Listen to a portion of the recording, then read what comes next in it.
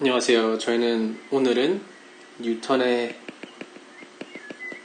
세 개의 법칙 중에서 하나의 법칙인 제1법칙에 대해서 알아보겠습니다.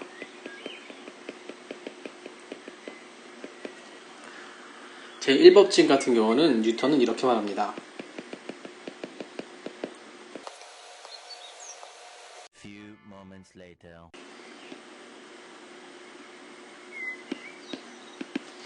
이것을 그대로 읽어보자면 뉴턴은 제1법칙을 말할 때 이렇게 말합니다. Every body preserves in its state of being at rest or of moving uniformly straight forward, except insofar as it is compelled to change its state by forces impressed.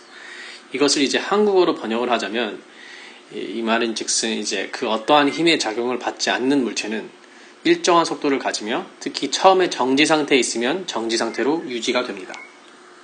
자, 이제 이 법칙을 증명하기 위해서 저희는 뭐 몇 가지 실험을 할 수가 있습니다. 왜냐면 이것은 그저 그냥 정의이기 때문에 이 정의가 어떤 것을 기반으로 하는지 알아볼 필요가 있습니다. 이제 건데 실험을 통해서 이 법칙에 대해서 증명을 할 필요가 있다는 소리죠. 그래서 한 가지 이제 실험을 할 수 있다고 생각을 하면 저희가 이런 트랙을 하나 봅니다. 이렇게 생긴 트랙, 이렇게 삼각형 모양의 트랙을 이렇게 봅니다. 이렇게.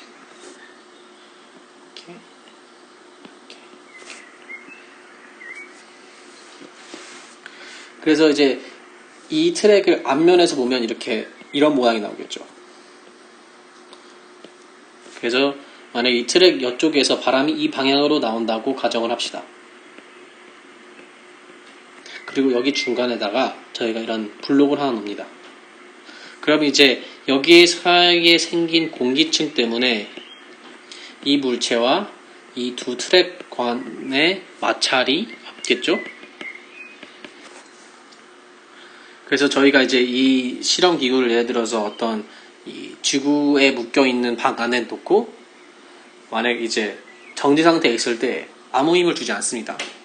그러면 가만히 있겠죠. 그러면 이제 여기 정의에서 그랬듯이 처음에 정지 상태에 있으면 정지 상태를 유지한다. 이것은 증명이 됩니다. 그리고 이제는 정지 상태가 아닌 이제 이 블록을 조금 밀어봅니다. 밀어보면 어떤 일정한 속도로 움직이고 있겠죠. 왜냐하면 마찰이 없으니까. 그러면 저희가 이 시스템에 어느 힘이 작용을 하지 않으면 그 물체는 일정한 속도를 계속 유지할 수 있는 것을 저희가 확인할 수 있습니다. 그렇기 때문에 이 물체는 일정한 속도를 가진다. 이것도 저희는 증명을 할 수가 있죠. 이제 물론 이것은 이제 이 실험에 대한 어떤 근사치를 설명합니다. 왜냐하면 마찰이 아예 없는 것은 아니니까요. 하지만 마찰이 거의 없다고 가정을 하면 거의 근사하게 이 정의에 대한 증명을 할 수 있겠죠. 하지만 여기서 한 가지 조금 더 이제 생각을 깊이 들어가 보면 이 실험 기구를 예를 들어서 방 안이 아닌 뭐 가속하는 열차, 예를 들어서 0초에는 뭐 1m/s의 속도로 가고 뭐 1초 뒤에는 뭐 2m/s, 2초 때는 뭐 3m/s 이런 식으로 가속도가 뭐 1m/s 제곱이 되겠죠? 이런 속도로 가고 있는 기차 안에 이런 실험을 만약에 이 기차 안에서 한다고 가정을 합시다. 그러면 과연 이 뉴턴의 법칙이 적용이 될까요? 아니죠. 왜냐면 물체가 이 실험이 가속하는 열차 안에 있으면 당연히 이 블록이 그 기차가 가는 방향의 반대 방향으로 움직이겠죠. 그래서 과연 이 법칙이 틀렸다는 걸까요? 그거는 아닙니다. 이것은 이제 법칙이 갖고 있는 함축적인 의미가 있는데 그것은 바로 이 위치 개념 그리고 속도의 개념 이 두 개의 개념이 관찰자가 사용하는 좌표계에 따라 달라지기 때문에 이것에 대한 어떤 추가 설명이 필요합니다.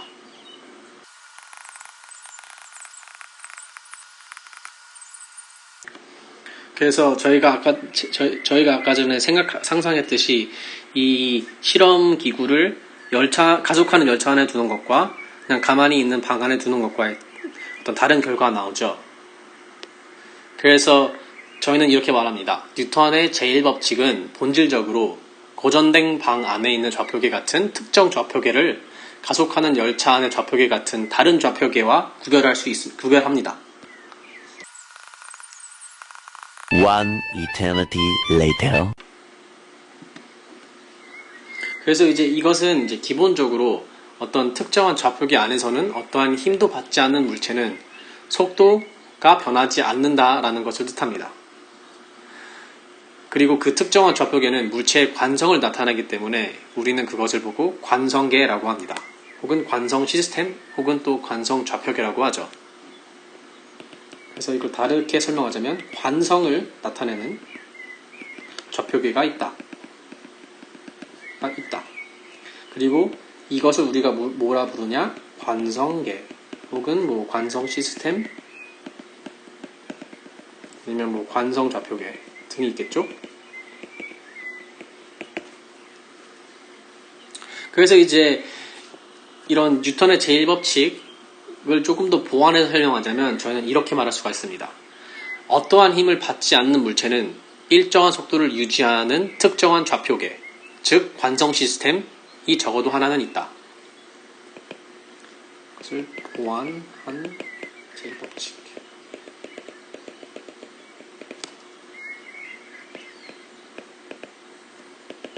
3 days later. 물론 이 제1법칙이 수반하는 이 정의, 그리고 관찰 사실, 이 두 개를 구분을 너무 면밀히 조사하면 온갖 종류의 철학적 문제가 발생할 수 있습니다. 이것은 어떠한 공리적으로 개발된 시스템이 많이 가지고 있는 위험이라고 할 수 있습니다. 이 공리라는 공리라는 정의는 제가 여기다가 나중에 편집을 해서 띄워.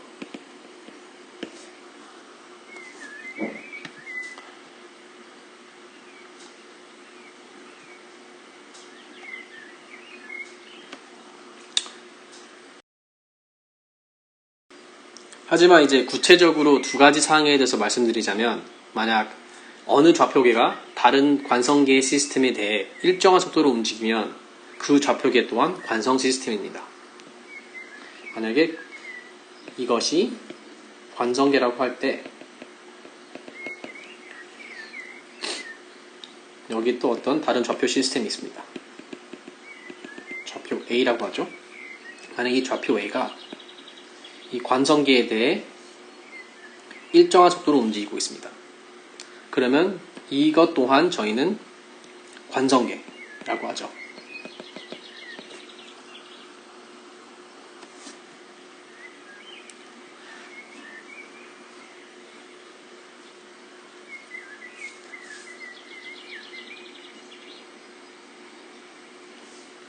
하지만 예상외로 그 관성 시스템을 찾아내기라는 굉장히 힘듭니다.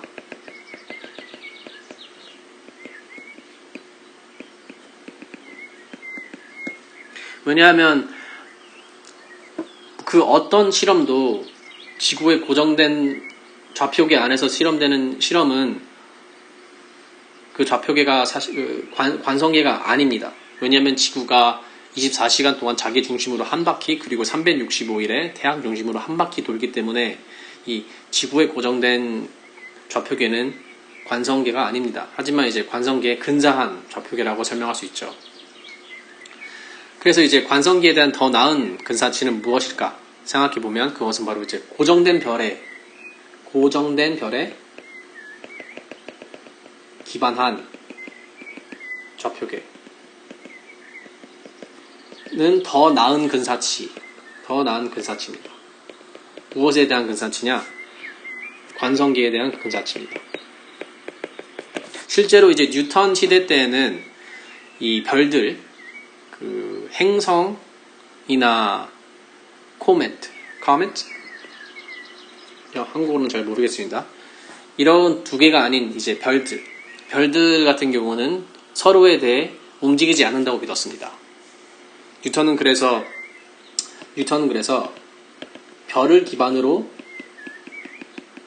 하는 기준 틀, 이것을 보고 absolute space라고 했습니다. 한국어로는 절대 공간. 이 뉴턴이 말하는 절대 공간은 아마도 절대 공간에 대해 일정한 속도로 움직이는 것이 아닌 정말로 고정되어 있는 관성 시스템이라는 뜻에서 절대 공간이라는 말을 썼을 겁니다. 그 말인즉슨 어떠한 정말 유니크한 관성계, 그리고 만약 이것이 absolute space라면 물론 다른 좌표계들, 이 관성계에 대해 일정한 속도로 움직이는 모든 좌표들도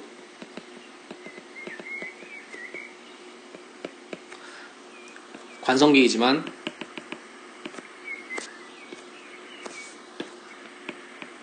뉴턴의 입장에서는 이 관성계, 즉 하늘에 있는 별의 기반으로 만든 관성계가 절대 공간이라고 믿었습니다. 그리고 이 좌표는 관성계이지만 절대 공간이라고 하지는 않았죠.